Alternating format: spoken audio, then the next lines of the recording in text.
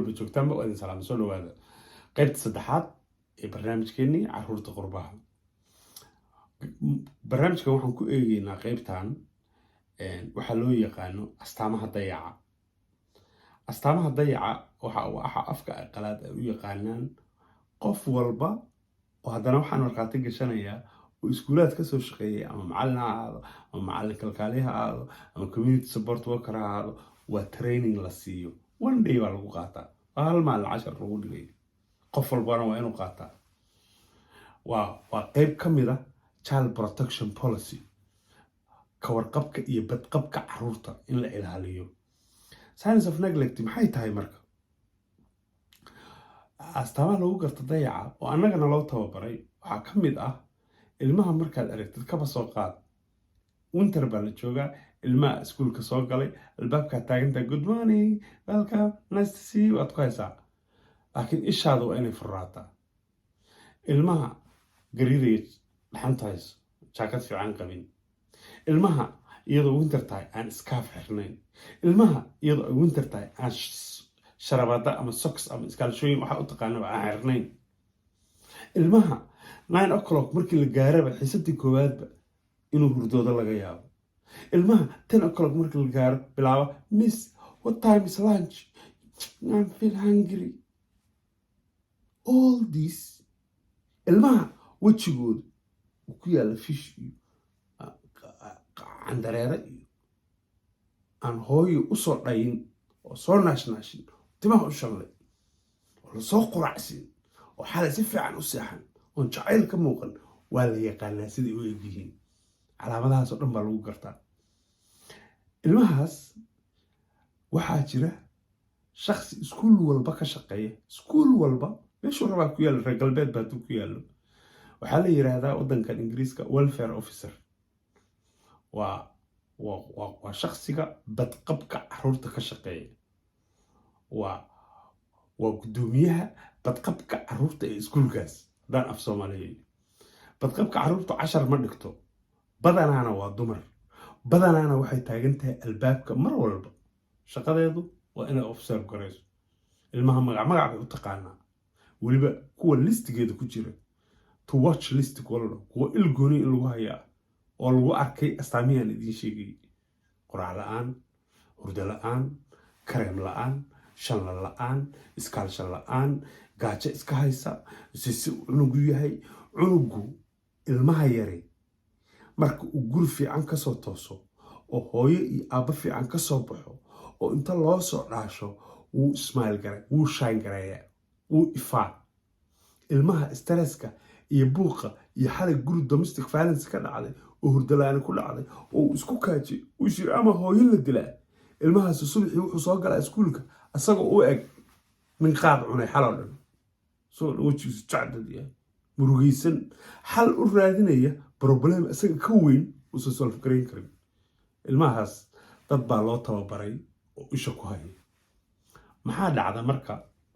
horta ogow, dadkan loo tababaray waxay fulinayaan siyaasad dowladeed oo sharciyan ah oo la yiraahdo child protection policy. every teacher, everyone iskuul ka soo shaqeeyay policygaasna waa inuu akhriyaa, trainingkaasna waa inuu maraa, waa khasab, waa qaadan. child protection policy maxay tahay? every child, cunug walbaahi wuxuu xaq u leeyahay inuu ku noolaado nolol degan, amni uu ku dareemo, enjoy and achieve bay dhahaan, enjoy raaxa leh, yoolashiisa iyo waxbarashadiisa uu achieve gareeyo, baqdin uusan dareemin, mid dil ah iyo mid qalbiyan ah, abuse verbal ah, bahdil ah, doqoyo dil iyo saagaa la kaaray, cunugoo la liido waa illegal. ilmaha marka iskuulku shaqadiisa buu gudanayaa. waxaana la lahaa iskuulaadku waa first eye of contact oo ilmahan yarkaa isha ku haya. haddii ay fiilgaroobaan oo ilmahaasi iskuulkooda dhigta dab lagu gubo oo bood dilo oo wax lagu dhufto oo feer jabto oo iskuulku intaas ogaan waayo, iskuulkii baa waxaa la leeyahay waxaad gubadan weydeen waajibaadkiinii ahaa child protection policy.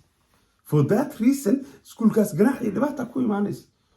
ilmahaagu safe maaha baa laleeyahay in your school. What are you doing? seebaad ku arki weydeen the signs of neglect, calaamadihii dayaca aaway dadka aan idiin tababarnay maxay qabanayeen? cunugaan afeer jabana maalin walba saa u socda markuu imaanayay waxaad u ogaan weyn preventive baa sameyn kahortag inaad samaysaan baa la rabay. why? marka iskuulka shaqadiisu waxa weeye markay waxaas arkaan first ma aha in haddaan dil iyo dee nabar weyn jiro waa masalo kale, laakiin dayacaas yararkaa marka la arko, and this was part of my job. shaqadeedu waxay ahayd community engagement officer, key person oo roolkaas cayaaraan ahaa marka soomaalidu timaado. waxaasoo kaloo dayaca yararkaa oo gaajo iyo hurdo iyo jucjuc iyo markaan aragno, iyo hooyo 6 caruura leh oo isku dayeysa hal subax inay 3 iskuul kala geyso. markaasay xijaabkeedii bay wadataa, dhaxan baa dhacaysa, busjeer bay wadataa, mid bay jiidaysaa, mid baa ka horeeya, stop, go, kaalay, ho, she's fighting war. waa geesiyad. waxaa laga yaabaa ninkii ama inuu siyaasad falanqeynayo, ama inuu afrikaba iska aaday, ama inuu meel jiro, ama inuu reerkaba u shaqeynayo, ama inuu qaad cunayaba. kuwaasna waa lay daba dhigay. ninkaas maqan iyo hooyadaas jahadka ku jirta markaan aragno iskuulku wuxuu oranayaa first thing first, hooyadana way dadaalaysaa. okay, let's put some strategy in place, qorshe aan u samayna reerkan si aysan caruurtaana dayac. maxaan niri waxa u horeeya la samaynayo waa in kow reerkan lala fariisto oo xal loo raadiyo. sidee Soomaalidu waxay dhahdaa sidee xeero lagu xigtaa ilkana ku nabad galaan, si ay caruurtaana waalidkood iyo gurigoodiina ula joogaan, arrintaana loo xaliyo. marka community support workerka shaqadayduba waa inaan reerkan xal u raadin. maxaan samayn karnaa kaba soo qaad. hooyada waa loo yeerayaa, waxaa laleeyahay look, waxaan ka walwalsanahay waxaan iyo waxaan, is there anything we can help? wax aan kaa caawin karna ma jirtaa? caruurtan kugu badan tahay oo sometime ma rabtaa early breakfast club inaad keentid? intaad xaggii u kala ordi laha kuwaan anaga early noo keen, annagaa quraac siinayna, hadhowna galaaskooda aadayaan, adigoon hadhow degdegin iskuulkaagii kale ka gaari. waa tala yaroo loo soo jeedinaya. waxaa laleeyahay sometime waxaa jirta after school club, no problem, let them, haddaa kuwa kale ku hormaraysid kuwaan ha iska soo joogaan, markay xiisada dhammaystaan after school clubkay galayaan. weliba qof Soomaaliya markuu joogana wuu usii jilcin karaa, wuxuu leeyahay look walaaley, hooyo, sidaan iyo sidaan iyo sidaan waa adiga unbaa lagu caawinaya, wax dhiba ma jiraan, reerka deji. Soomaalidu marka maxay sameeyaan? hooyooyinku khayr allahaas iyo waa dadaalayaan, waa baali garoobaan. marka islaantaas caruurtaadaan ka walwalsanahay marka anaa la ii daleeyay, hogey waa layga qaadanaya, waalidiintaas waxaan kula talinayaa ha baali garaynina. meeshii dayac iyo dil iyo physical abuse iyo cunugaas naftiisa khatar ku jirto, naftiisa uu khatar ku jirto, waa lagaa qaadayaa ma ahane cid kalaa la siinaya. sababtoo ah biological waalid ahow adigaa dhalay, laakiin cunugu xaquuq buu leeyahay waddankan. xaquuq asaga laftigiisu, remember qodobkii aan idiin sheegay, inuu enjoy gareeyo, achieve gareeyo, uu ku noolaado meel nabad ah oo uusan dareemayn cabsi, jirdil, qalbi dil, dayac, hangar.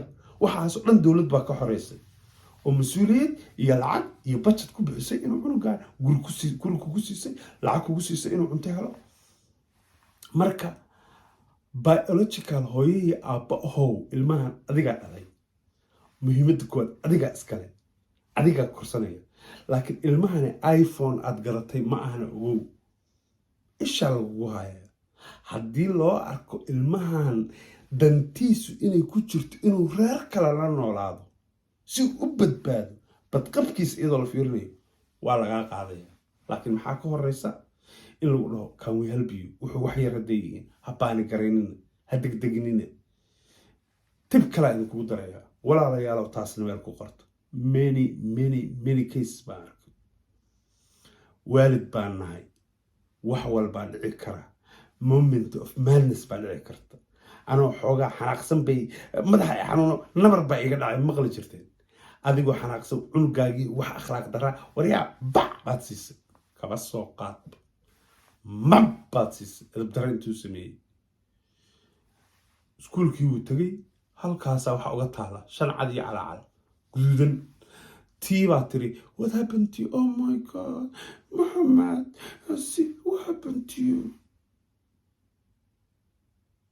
wuxuu oranaya my mom slapped me wuu sheegay because the way ay iyagu u weydiiyaan waa very professional cunuga qalbigiisa soo jeeda oh I'm sorry sometimes waxay leedahay sometimes ani xataa you know when I was child my dad used to you know markaasuu yeah wixii caadi intuu ka dhigto bi information ka qaadan dadkan waa professionals how sheegin iskuulka xasuus soconaysa waa laga soo saaraya wax jira markay saasoo kala dhacdo the moment of madness-ka in yaroo carab ku qaada markay dhacdo please ha oranin hadhow markay ku weydiiso oh miss habla markaas soo doonaysa we saw Muhammad smack on the face what happened hadda way ogtahay wiilkii u sheegay markaasaad oranaysaa he was running and then table buu ku dhuftay war table iyo miis iyo kufid he was running and then he fell down war waa la yaqaanaa say u egyihiin baa xataa la yaqaanaa kufidda qof markuu kufo meesha u horeyso dhaawac ka gaara waa meelahan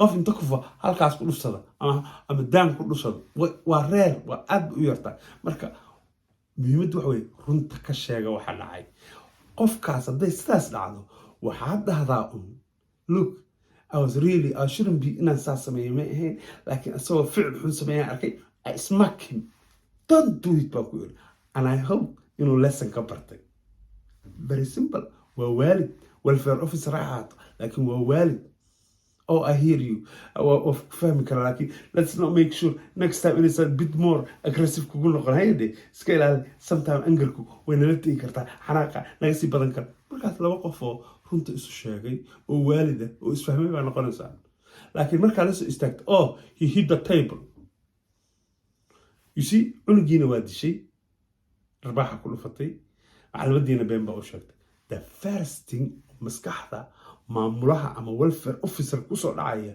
waxa weeye ilaan waa mas'uulkii badqabka cunugaana waxa waaye ma taqaanaa maanta been hadduu tan iga sheegay talow meeqa kaloo qarinaya talow meeqa horuu iga qariyay oo cunugan ku maqan cunugaas red list watch list baa la gelinaya waana meeshaas casharka dambe u gudbi doono oo ah meesha referralku ka yimaado in iskuulku social service email inta u diro socialow reerkan ree oo faraca maana bogina bal arrintaas fargeliy taasna waa mas'alo kale iyo topic kale aan soo qaadan doono waxaan idinka codsanayaa macallimiin baa idinku jira dad iga cilmi badan baa ku jira waxaan hubaa dad badan oo teachers professional oo young ah inay joogaan laga yaabo inuu muuqaalkan soo gaaro please aynu spread garayno fariimaha noocaan in the hope rajada aan qabnaana waa haddii hal family oo wax yar inta ka barto wax yar ku abalaay gareeyo qoyskiisa cunug yar oo Soomaaliyeed noloshiisa aan wax ka bedelin ama reer yar oo buu ku dhiclaa aan ka faa'iido marka aan wada wadaagna falcelintiinuna aad bay muhiimta waxaan kale u codsanayaa u dambeyn ka codsanayaa la sii wadaaga asxaabta you never know meeluu jooga reer galbeed ha ahaadee in hal qoys ka faa'iido doonay in kale si sheeristu waa qayb kamid ah wacyigelinta ogaada wanaagga aan isla faafino aad baa umahadsantiin qaybta afraad ayaynu isugu imaan doonaa inta ka horeysa haddii aad garanayso reer qaadka cuna ama aabba qaadka cuna isaga laftiisa u sheeg dayaca koowaad oo qoys soo haleeli karo ma soo food saari kara ama hooyo Soomaaliyeed ku oohin kara ama divorce iyo burbur iyo qub iyo qac iyo caruur qatan keeni kara waa qaadka kaasna halaga